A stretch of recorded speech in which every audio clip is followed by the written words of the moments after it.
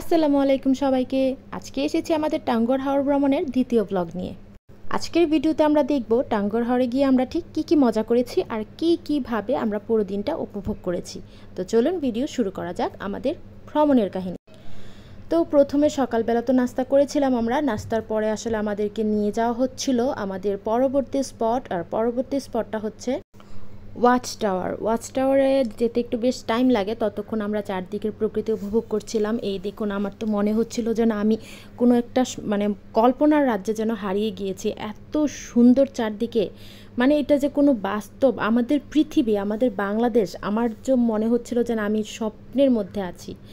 তো আমাদের ওয়াচ টাওয়ারে পৌঁছে গিয়েছি আমরা। এই যে দেখুন, পৌঁছেই আমার মেয়ে আগে দৌড়মোড় করে পানিতে নামছে, কারণ এখানে আমাদের নিয়ে যাওয়াই হয়েছে মেনলি গোসল করার জন্যে।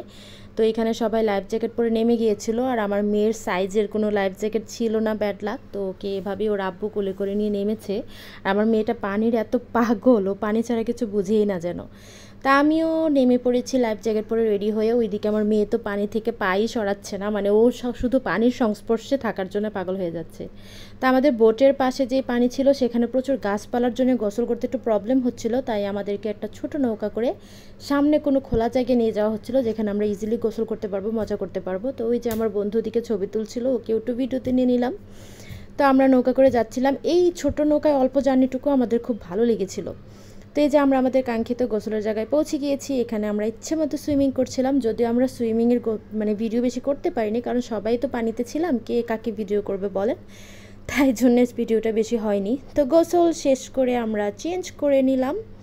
তো এই যে আমি আসলে কাপড় চোপড় পাল্টে একটু নৌকাতে বসে হাওয়া খাচ্ছিলাম, এখানে একটু টুকটাক ভিডিও ক্লিপ নিয়ে নিয়েছি। দেখুন পরিবেশটা, আপনারা জাস্ট পরিবেশটা দেখুন, মানে এত সুন্দর চারদিকে, মানে কি যে ভালো লাগছিল আমি আসলে বলে বোঝাতে পারবো না। আর গোসল করে এত ফ্রেশ মনে হচ্ছিল, মানে প্রকৃতি, আমার শরীর ফ্রেশ, আরাম সব কিছু মিলিয়ে যেন আমি মনে হচ্ছিল যে আমি তো সারা জীবন এখানে থেকে যেতে পারতাম।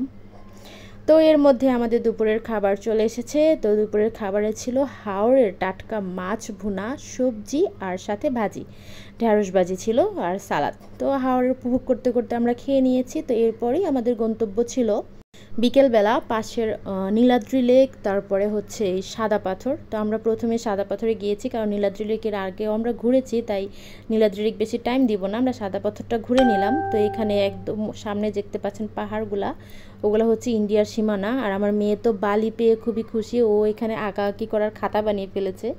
তা আমরা চলে যাচ্ছি সেই যে পাহাড় বেয়ে আসা ঝর্ণার পানি ধরতে। এই পানিগুলা যে কি অদ্ভুত রকমের ঠান্ডা, মানে অবাক হয়ে যাবেন আপনারা, ফ্রিজের পানি এতটুকু ঠান্ডা থাকে, আর এই পানি ঠিক ততটাই ঠান্ডা, মানে এত শীতল আর আরামের পানি, মনে হচ্ছিল যে পানিতেই যেন সারাদিন বসে থাকি। তো পানি দেখছিলাম, আর চারপাশের পরিবেশটাও খুব সুন্দর ছিল, পাহাড়ি, তার চারদিকে পাহাড়, পানি সব মিলে খুব ভালো লাগছিল। তো আমরা এখানে বেশ সময় কাটিয়েছি, যেহেতু বিকেলবেলা ছিল, কোনো রোদ না, ওয়েদারটাও এত সুন্দর, সব কিছু মিলে সত্যিই খুব উপভোগ্য ছিল। তো যারাই আসবেন টাঙ্গুয়ার হাওরে, তারাই সাদা পাথরটা কোনোভাবেই মিস করবেন না, অবশ্যই আপনারা সাদা পাথরে আসবেন, মানে এখানের ঝর্ণার শীতল পানি আপনারা খুব খুব মিস করবেন যদি না আসেন। তো এই যে নীলাদ্রি লেক পার হয়ে আমরা চলে যাচ্ছিলাম সামনের আরেকটা স্পট দেখতে। নীলাদ্রি লেক আসলে আমরা নামিনি, কারণ আমরা দুইটা স্পট ঘুরে এসে তারপর সন্ধ্যার পরে নীলাদ্রি লেকে এসে বসে সময় কাটাবো, কারণ নীলাদ্রি লেকটা আমাদের খুব ভালো মতোই দেখা আছে, তাই এখানে আপাতত নামিনি। আমরা যেগুলো দেখিনি সেগুলো আগে দেখার প্ল্যান করে রেখেছিলাম, তাই আমরা চলে গেলাম এর পরের স্পটে। সেটা ছিল সাদা পাথরের মতোই দেখতে, তবে নামটা আমার ঠিক এখন মনে পড়ছে না, দুঃখিত। তো আমরা অটোতে বসে নীলাদ্রি লেক দেখছিলাম, দেখতেই পাচ্ছেন কি সুন্দর লেকটা, মানে এটাও যে কত সুন্দর, একটা পুরোই কল্পনা রাজ্য। সবার আসলে মেন আকর্ষণ থাকে নীলাদ্রি লেক, কারণ এটা হচ্ছে সবচাইতে সুন্দর একটা জায়গা। আমি অটোতে বসে দেখাচ্ছি, তারপরেও আপনারা বুঝতে পারছেন যে কি সুন্দর লাগছে দেখতে। আর অটোতে থাকার কারণেই আমার হাতটা খুব ঝাঁকিতে কাঁপাকাঁপি করছিল, যেহেতু মাটির রাস্তা, চারদিকে গর্ত। তো প্লিজ সবাই এটা একটু ভালোভাবে নিবেন। আমার মোবাইলটা একটু বেশি নড়াচড়া করছে, আমি জানি আপনাদের দেখতে কষ্ট হবে, তো কি আর করা, তার জন্য আমি দুঃখিত। তো যাই হোক, পরের স্পটটাও আমাদের পৌঁছে যাচ্ছি, দেখে ফেলবো। তো আজকের মতো আমি ভিডিও এখানে শেষ করব, এরপরে কি করেছে সেটা দেখাবো পরের ব্লগে। ততক্ষণ পর্যন্ত সাথেই থাকবেন, ভালো থাকবেন, আল্লাহ হাফেজ সবাইকে।